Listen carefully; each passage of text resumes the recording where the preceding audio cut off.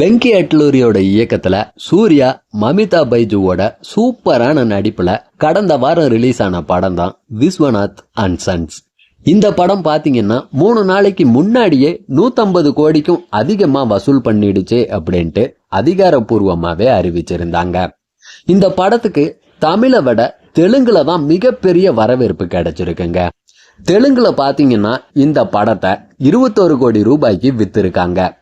ஆனா தெலுங்குல மட்டும் 45 கோடிக்கும் மேல வசூலை கடந்துடுச்சு. படத்துக்கான பிரேக் ஈவன்லாம் நடந்து முடிஞ்சு இப்ப லாபத்தையும் சம்பாதிக்க ஆரம்பிச்சிருக்கு. மிகப்பெரிய லாபத்தை சம்பாதிக்க போகுது. அதே சமயம் தமிழக விநியோக உரிமையா பாத்தீங்கன்னா இந்த படத்தை 40 கோடிக்கு வித்திருக்காங்க.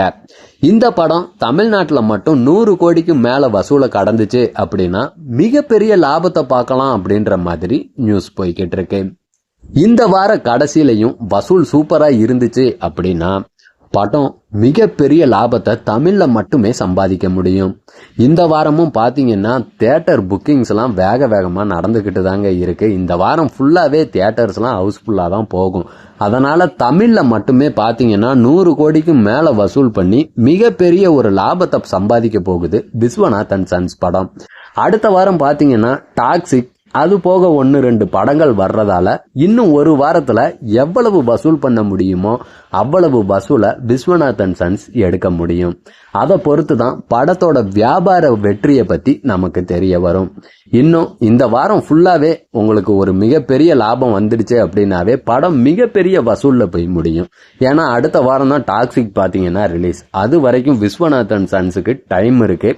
மிகப்பெரிய ஒரு வசூலை பார்க்கலாம். பொறுத்திருந்து பார்க்கலாம் கடைசியில இந்த படம் எவ்வளவு வசூல்ல போய் முடியுதுன்றத. சமீபத்துல தான் டிசி படம் பாத்தீங்கன்னா 100 கோடி வசூல் பண்ண மாதிரி ஒரு அறிவிப்பு போஸ்டரை ரிலீஸ் பண்ணியிருந்தாங்க. எனக்கு தெரிஞ்சு டிசி 100 கோடி போயிருக்குமா அப்படின்றது டவுட் தான்.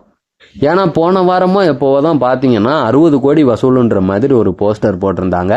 அதுக்கப்புறம் விஸ்வநாத் அண்ட் சன்ஸ் படம் ரிலீஸ் ஆயிடுச்சு. அதோட சரி டிசி பக்கம் கூட்டம் கம்மியா தான் போச்சு. அதுக்குள்ளே அந்த ஒரு வார கேப்ல எப்படி 40 கோடி வசூல் பண்ணிச்சு அப்படின்றது மிகப்பெரிய கொஸ்டின் மார்க்கா தான் இருக்கு.